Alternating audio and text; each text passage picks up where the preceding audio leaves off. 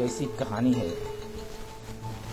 جو سچائی کی زبان بولتی ہے اور آپ اسے ضرور دیکھنا چاہیں گے۔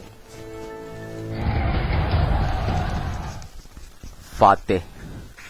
یہ بات ان دنوں کی ہے جب کمزور راجاؤں کی حکومتیں گھوڑوں کے ٹاپوں تلے روندی جا رہی تھیں اور فاتح ہر قدم پر اپنی کامیابی کے جھنڈے نصب کرتا چلا جاتا تھا۔ اس زمانے میں زندگی اتھل پتھل کا شکار تھی۔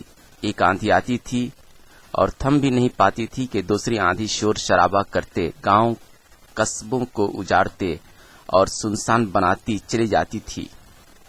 اس افراتفری کے ماحول میں ایک چھوٹی سی مگر پیاری سلطنت وادی سندھ میں قائم تھی اور ہر طرح کی آفت سے محفوظ۔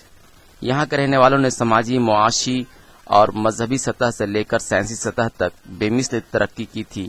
وہ علم نجوم میں اس قدر ماہر ہو چکے تھے کہ چاند کو زمین ہی کی طرح تصور کرتے تھے۔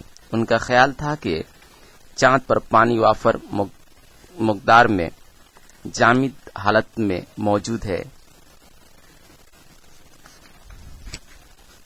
اس انکشاف نے ان کے حوصلے بلند کیے اور وہ نت نئی کھوج کی طرف مائل ہو گئے اور زندگی کے ہر شعبے میں انقلاب لانے کی کوشش میں جٹ گئے۔ اسی سنہرے دور کی پیداوار ارگاتم تھا۔ خوبرو اور بھوری بھوری آنکھوں والا آزادانہ ماحول میں پرورش پا کر اس کے سوچنے کا انداز بدل گیا تھا۔ اسے انہونی باتیں سن کر حیرت نہیں ہوتی تھی کہ اس دنیا سے الگ ستاروں کی جھنڈ میں ہماری طرح انگنت دنیائیں آباد ہیں۔ یقین ہے کسی ایک میں ہم لوگوں کی طرح انسان بستے ہیں۔ اسے تو بس ایک ہی فکر گھیرے رہا کرتی تھی کہ جب انسان کو مرنا ہی ہے تو وہ پیدا ہی کیوں ہوتا ہے۔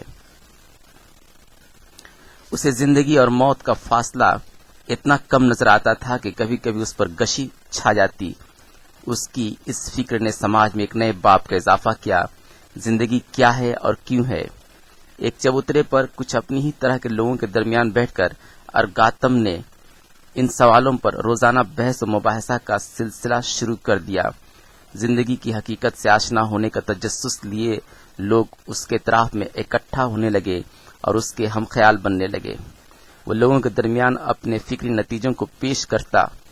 انسان پیدا ہوتا ہے، پرورش پاتا ہے، بچپن کے دن گزار کر جوانی کی دہلیز پر قدم رکھتا ہے اور پھر بڑھاپا اس کی زندگی میں آ کر اس کے سارے نظام کو درہم برہم کرنے لگتا ہے۔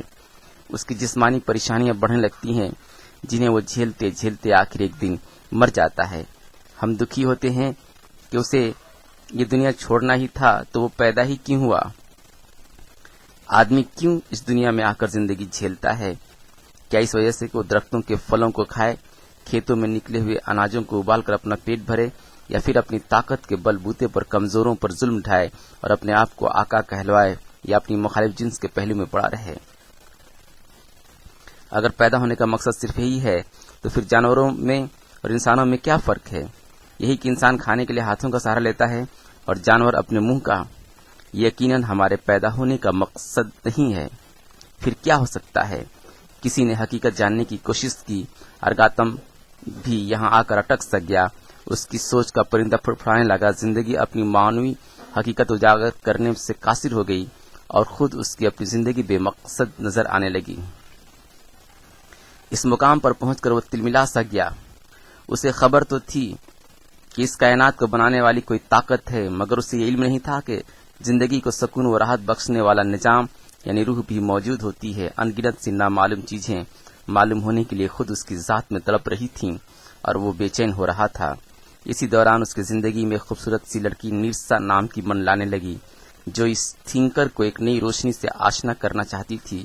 مگر خیالات میں ڈوبے ہوئے لوگ اپوزٹ سیکس میں کم ہی دلچسپی دکھاتے ہیں۔ ارگاتم بھی اسی مرحلے سے گزرنے لگا، مگر کب تک؟ حسن کے آگے زمانہ سر جھکاتا ہے، اسے بھی جھکانا ہی پڑا۔ عشق کی لذت نے اس پر زندگی کے بہت سے راز افشا کر دیے۔